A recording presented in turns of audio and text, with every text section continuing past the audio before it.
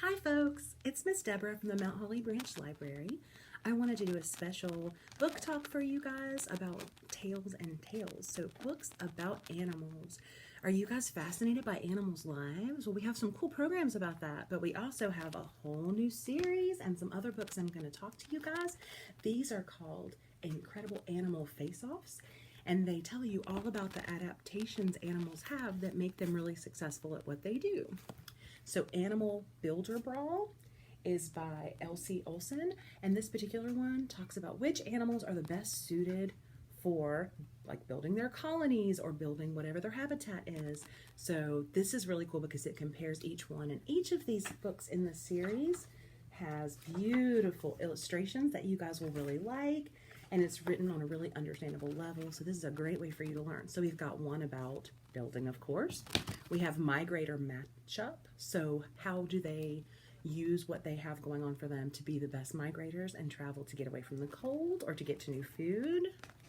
We have animal camouflage clash. How can they protect themselves from predators with their camouflage? And of course, which one can be the speediest in Animal Speed Showdown? So this series is great.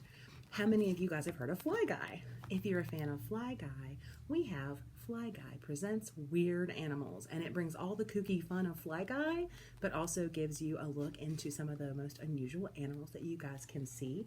And it's very much beautiful, has the images we're looking for, and on the level of Fly Guy reading that you guys are used to. How many of you guys have pets? Yeah? Do you like to talk to your pets? Do you know how to teach them to speak? Do you use snaps? How do animals talk to each other?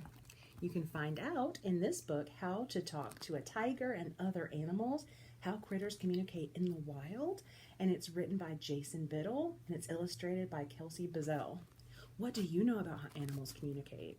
What about turtles? There's a story in here that tells you a little bit about how when turtles are trying to talk, the one who can lift their neck up the highest is the most dominant in conversation. And you can look at this and learn about how animals communicate and how maybe you can also communicate with animals. Very cool. It goes into some unusual animals, and these big giant pages have a different kind of illustration that I think is also really beautiful. And how many of you guys like the cold? Raise your hand. I bet right now in the middle of summer, you're probably loving the cold. Well, we have one called Fox versus Winter. And Fox does not like winter. Fox would probably love it right now in North Carolina. He's bored and all alone. Some of his friends have migrated. Really nice, easy read for you guys. If you like foxes, this might be a really good choice. And for my more advanced readers, we have Song for a Whale by Lynn Kelly. This is a really great book that's about Iris, and Iris has a lot of great things going on for herself. She is super good at technology, but Iris is sometimes alone because Iris is the only person who is deaf at her school.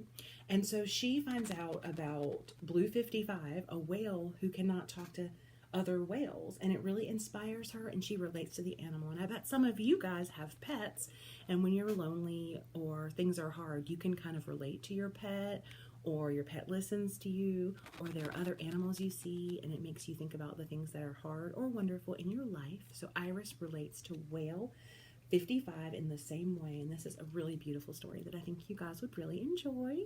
Hope you keep up some of your reading and come see us at the library. We look forward to seeing you. Take care. Bye.